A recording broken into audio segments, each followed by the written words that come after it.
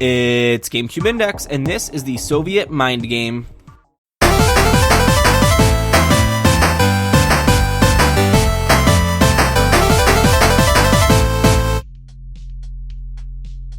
When we were growing up, my cousins and I used to say that Tetris is the greatest thing to ever come out of Russia. From its very beginnings in 1984 on the Electronica 60, the legal disputes between Nintendo, Tengen, and Atari, its incredible success on the NES and the Game Boy in the late 80s, and to the latest release in 2014, Tetris has become a puzzle institution, with numerous doctors even speaking out about the positive effects Tetris can have on the human brain. With such an illustrious background, it's safe to say that people were excited when Tetris Worlds was released for the GameCube in 2002. But with a new Tetris title comes a new spin on the game. Get it? Spin? Like how you spin the blocks? Anyway, before we dive into what specifically Worlds does or doesn't bring to the table, let's take a moment and talk about Tetris as a whole for those of you who haven't heard of it for the past 3 decades. Tetris is displayed in the form of a vertical playfield, sometimes called the matrix. Differently shaped blocks called tetrominoes fall from the top of the screen and stack at the bottom. Your job as the player is to rotate and move these blocks in such a way that they fill the entire row across the field. Doing so results in these lines being cleared and disappearing, giving you more space to stack more tetrominoes. The more lines you clear, the faster the blocks drop. If they stack to the top of the screen, it's game over.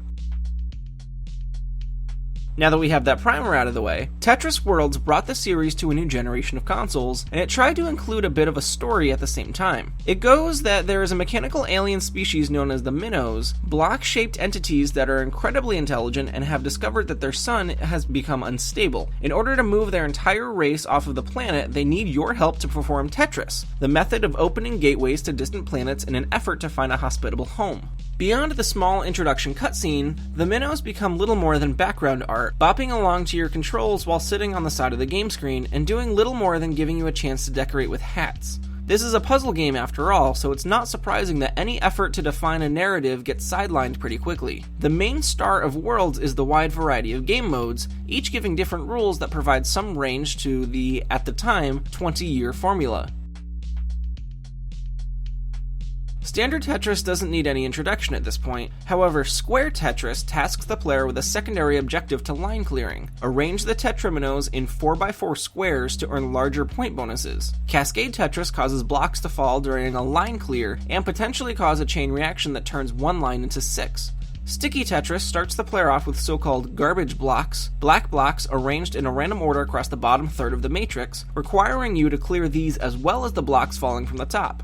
Hotline Tetris has 6 lines that stretch across the screen, and instead of any and every line you clear awarding you points, only the ones on these hot lines will increase your score. The higher up the matrix that the line sits, the larger point bonus you will receive. And last but not least, Fusion Tetris gives you atom blocks in addition to other classic tetrominoes, which can be used to fuse different blocks together, awarding higher bonuses.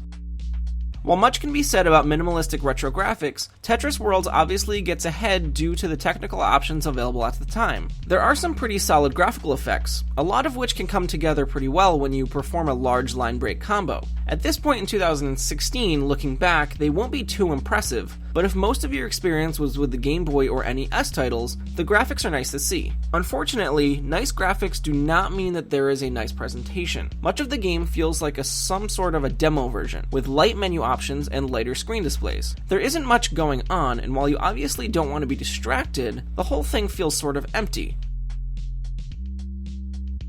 There isn't much to complain about when it comes to the aforementioned game modes, as how you play will come down to personal preference. However, when it comes to multiplayer, critiquing the afforded options becomes considerably more understandable. You and up to 3 of your friends may choose any of the different game modes, but you are limited in game type to either race or knockout. Race is self-explanatory. You race to see who can clear a set number of lines first, but it stops quickly upon completion and doesn't transition smoothly into a new match. It brings up a selection screen pretty jarringly and snaps you out of the flow that you've been working so hard to get into. Knockout gives you the ability to throw some garbage blocks on your opponent's screen when you clear multiple lines at once, but it still has the race type overlay in the background. There's no escaping that mode, which can be incredibly confusing if you or your friends want to easily play against each other as seamlessly as possible. With multiplayer being a frustrating hassle and the story mode being somewhat weak, I turned to the soundtrack to see if, at the very least, I could enjoy some classic Tetris sounds. Blue Planet Software did not base the soundtrack off of or include any nods to the wonderful classic Tetris sound originally done by Hip Tanaka. The world soundtrack isn't bad by any means. Donovan Miller and Ken Inaoka did great work, but it lacks that classic connection that makes it feel like a Tetris game. Tetris Worlds almost feels like a clone of one of my favorite games, or even, to get kind of abstract here, like a hermit crab shell that's buried in the sand, but upon picking it up you find that it's empty. You can pick it up and admire it, but there's no life inside. Perhaps what is most disappointing is that rather than a solid must-have version of Tetris, the GameCube just got a port of an ill-received PS2 game, and there would never be another Tetris title on the platform.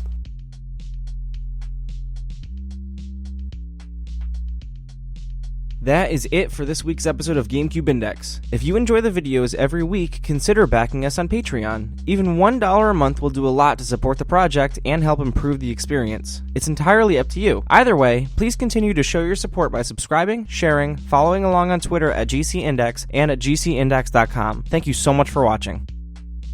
Tune in next time when we learn to live with insanity in Eternal Darkness: Sanity's Requiem.